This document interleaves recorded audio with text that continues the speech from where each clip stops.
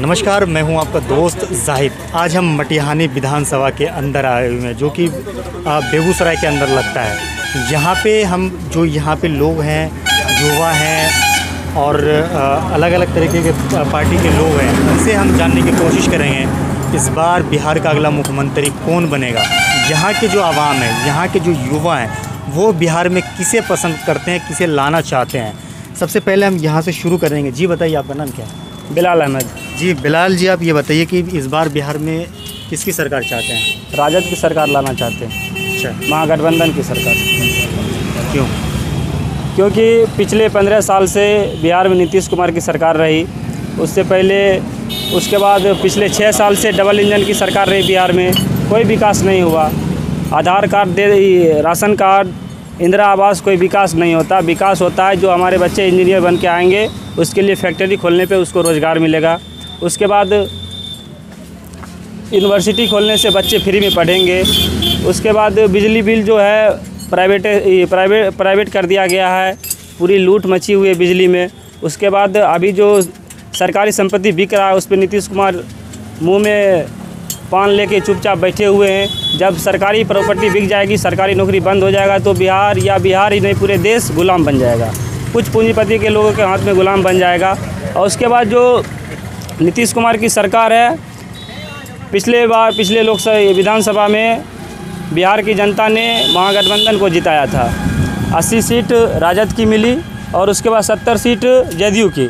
जदयू ने 2 साल के 18 महीने के बाद पलटी मार दिया और बीजेपी के गोद में जाके सो गया। जबकि नीतीश कुमार सदन में बोला था कि हम मिट्टी में मिल जाएंगे, लेकिन बीजेपी से हाथ नहीं मिलाएंगे। और उसके बाद वो पलटी मार दिया, इसलिए उसका नाम बिहारियों ने और बिहार के वासियों ने पलटू राम रख दिया। और अभी देखिए, पिछले 15 साल से नीतीश कुमार के बनाए हुए पुल बह जाता है। पहले विकास बोलता था, अब विकास बहने लगा। तो ये सब बात है। इसलिए हम लोग बिहार को बचाने के लिए, कट्टरपंथी धार्मिक पंथी से बचाने के लिए, विकास की बात, शिक्षा की बात और जो बोलने की आज़ादी है उसको कायम रखने के लिए एक बार फिर से महागठबंधन की सरकार बनाने के लिए पूरी ज़ोर शोर से मेहनत करेंगे और इंशाअल्लाह महागठबंधन की सरकार बनाने में कोई कमी नहीं छोड़ेंगे। अच्छा, आप ये बताइए कि नीतीश कुमार के ऊपर आप और जो यहाँ के प्राइम मिनिस्टर है नरेंद्र मोदी, उसके ऊपर कितना भरोसा करते हैं आप? देखिए, नरेंद्र मोदी के ऊपर हम शुरू से ही भरोसा नहीं किए, लेकिन यहाँ की भारत की जनताओं ने उसे प्रधानमंत्री बनाया। चाहे वो ईवीएम की वजह से बना हो या जनता की वोट की वजह से बना हो। बहुत सारे झांसा देकर वो सरकार आया था, बोला हम आएंगे तो 15-15 लाख रुपया सबको देंगे, 30 रुपये पेट्रोल कर देंगे, विकास की गंगा बहाएंगे, सबका साथ सबका विकास का नारा दिया, घर घर मोदी का नारा दिया। झांसे में लोग आ गया और उसको जिता दिया। जब दूसरी बार आया तो उसमें पुलवामा हमला, पाकिस्तान को थर थर काँपा देंगे, चाइना को औकात बता देंगे, ये सब नारा देकर फिर से सरकार में बन गया। अभी देखिए, चाइना हमारी देश की ज़मीन को कब्जा में कर लिया, नेपाल कर लिया, बांग्लादेश हमसे दोस्ती तोड़ दिया। पाकिस्तान खैर हमारा दुश्मन है, उससे हमको कोई लेना देना नहीं है, लेकिन जो हमारी पड़ोसी कंट्री है उससे दोस्ती करना हमारा पहला कर्तव्य होता है। और उससे हम दुश्मनी लेकर हम अपने पैर पर कुल्हाड़ी मारेंगे, ना कि कोई अच्छा काम करेंगे। और उसके बाद अभी देखिए, पूरा प्राइवेट कर रहा है, सब चीज़ को बेच रहा है। ये निजीकरण एक तरह से गुलामी की पहला कदम है और हम लोग गुलामी में नहीं जाना चाहते हैं। जैसे अंग्रेज़ों की गुलामी किए, हमारे पूर्वजों ने जो अंग्रेज़ों की गुलामी की, उस गुलामी को हम याद करते हुए, क्रांतिकारी शब्द को उपयोग करते हुए हम लोग निस्वार्थ मेहनत करते हुए पिछले 2-3 साल से बीजेपी से मुकाबला कर रहे हैं, लेकिन फिर भी वो आ रहा है। लेकिन इस बार जो निजीकरण हो रहा है, इससे बहुत सारी जनता अपने आप को सुधार कर रही है कि अब ये सरकार चलने वाली नहीं है, क्योंकि अगर आगे भी इसको देंगे तो ये हमको गुलामी की जंजीरों में बंधवा देगा।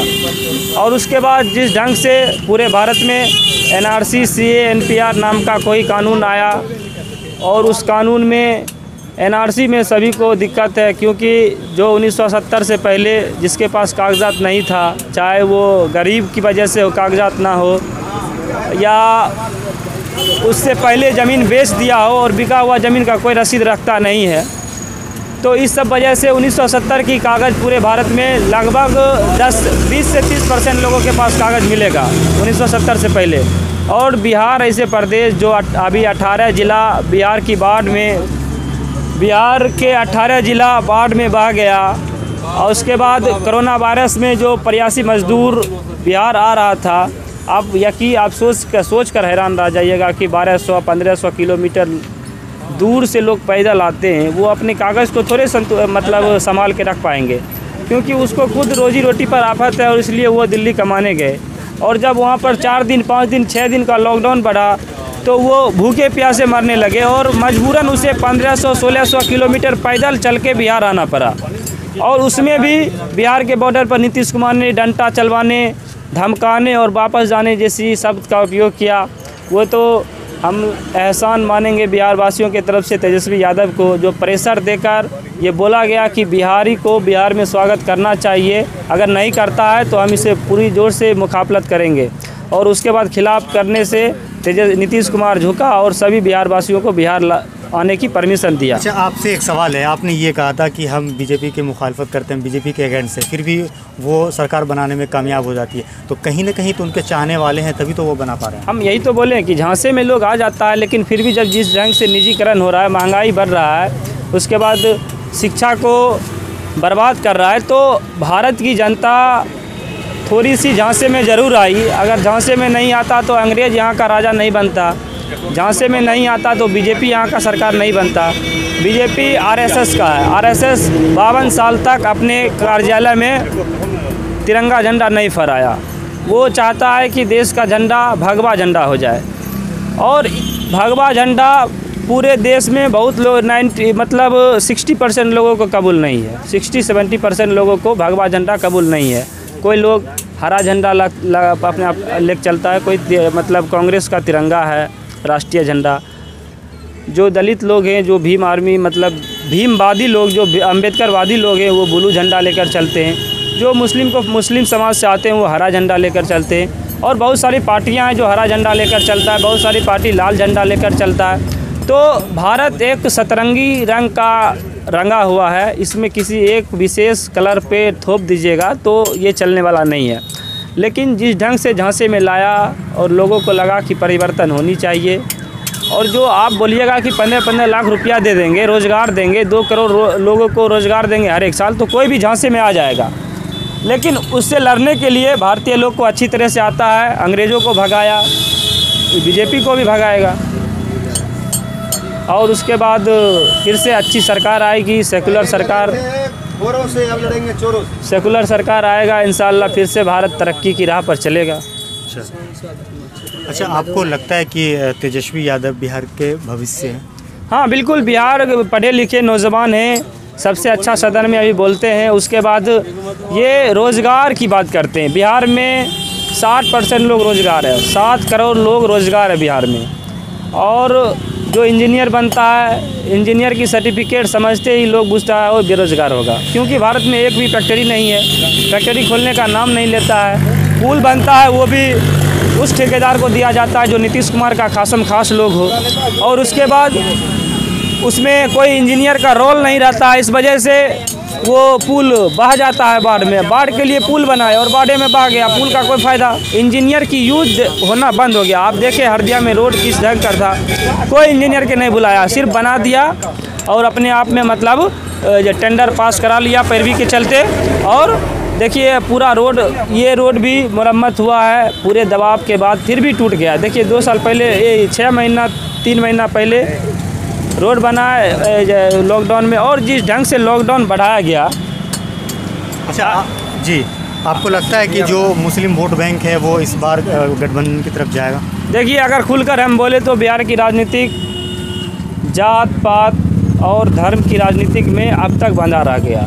समीकरण चलता है। आप जो सरकार जिस कम्युनिटी को, जिस समाज को ज़्यादा संरक्षक देता है वो उसको वोट देता है और किसी तरह हवा बनता है, जीत जाता है। इस बार की समीकरण कुछ अलग है। आप देखिए वैशाली में, पूर्णिया में, दरभंगा में, सुपौल में 4 जगह रेप हुआ बच्ची को, नीतीश कुमार का मुंह नहीं खुला। और उसके बाद गोपालगंज में एक जेपी यादव नाम का राजद का कार्यकर्ता था, उसके माँ बाप भाई को गोली मार दिया। पप्पू पांडे नाम का एक विधायक वहाँ का लोकल विधायक है। नीतीश कुमार का मुंह नहीं खुला। अभी देखिए बेगूसराय में विक्रम पोद्दार नाम के एक लड़के को बीरपुर थाना में आत्महत्या करार दे देता है। वहाँ थाना में भी लोग आत्महत्या करने लगे। नीतीश कुमार का मुंह नहीं खोला। उसके लिए आवाज़ उठाए भाई संतोष शर्मा जी। उसको पुलिस 3 घंटा पकड़ के मारता है। उस इलाज के दौरान उसको पटना में मौत हो जाता है। हम लोग उसकी जानकारी लेना चाहते थे, लेकिन सुबह 8 बजे से पहले उसे अंतिम संस्कार कर दिया जाता है और नीतीश कुमार का मुंह नहीं खुलता है। अभी देखिए औरंगाबाद में 7 दलितों को मारा गया वहाँ के दबंग लोगों के द्वारा। नीतीश कुमार अपना मुंह नहीं खोला। इस सब को देखते हुए दलित लोग उससे हटे हुए हैं। मुस्लिम लोग एनआरसी के वजह से और सीए के सपोर्ट जो नीतीश कुमार सपोर्ट किया उसके वजह से नीतीश कुमार से खफा चल रहे हैं। और उसके बाद मैक्सिमम पढ़े लिखे लोग बीजेपी को या जदयू को इसलिए विरोध करता है कि ये लोग 15 साल से राज किए और एक भी यूनिवर्सिटी, कारखाना, फैक्ट्री या बाढ़ में किस ढंग से निपटा जाए, लॉकडाउन में किस ढंग से लोगों को यहाँ जो मजदूर क्लास के हैं, जो गरीब क्लास के हैं, उसके यहाँ किसी तरह खाना पीना पहुँचाया जाए, उसमें फेल्यूर नज़र आया। इसलिए बिहार की जनता नीतीश कुमार से, बीजेपी से खफा चल रही है और इसका हार तय है। चलिए आखिरी सवाल आपसे ये है कि आप ये बताइए कि नीतीश कुमार ने 14 या 15 साल में जो भी बिहार के लिए काम किया उसमें 10 में से आप कितना नंबर देंगे? देखिए काम हर कोई करता है। लालू यादव 1990 में मुख्यमंत्री बने थे तो उस समय सामाजिक परिवर्तन जरूरी था। लोगों को खटिया पर बैठने नहीं दिया जाता था। बस में सूट बूट वाले लोग बैठते थे, लुंगी पहनने वाले लोगों को लात मार के भगा दिया जाता था। भुइयाँ में बैठने के लिए मजदूर किया जाता था।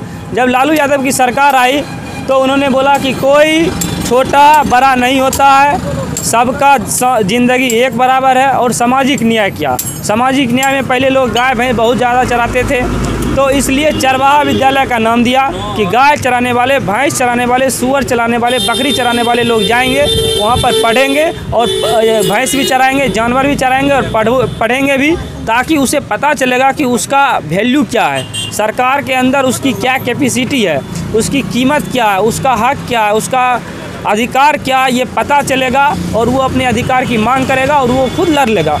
उसके बाद 6 यूनिवर्सिटियां बिहार में लालू यादव की सरकार ने बनाने का काम किया। बिहार में 2000 ईस्वी में बिहार की शिक्षा 15% थी। नीतीश कुमार उसके बाद 2010 में 20% हुई, 5% 10 साल में बढ़ा। उसमें 5 साल लालू यादव की सरकार था। उसके बाद फिर नीतीश कुमार ने शिक्षा में टीचर बहाली किए, अच्छी शिक्षा हुई, लेकिन नौकरी नंबर दिखाओ नौकरी पाओ में लगभग 50% मास्टर उस ढंग के भी उसमें सेलेक्ट हो गए जो अच्छे ढंग से बच्चे को शिक्षा नहीं दे पा रहे। उसी वजह से शिक्षा ठप हुआ। आप फोटो बराबर वायरल होता होगा कि जब मैट्रिक की परीक्षा होती है तो किस ढंग से धांधली चलता है, क्वेश्चन लीक हो जाता है।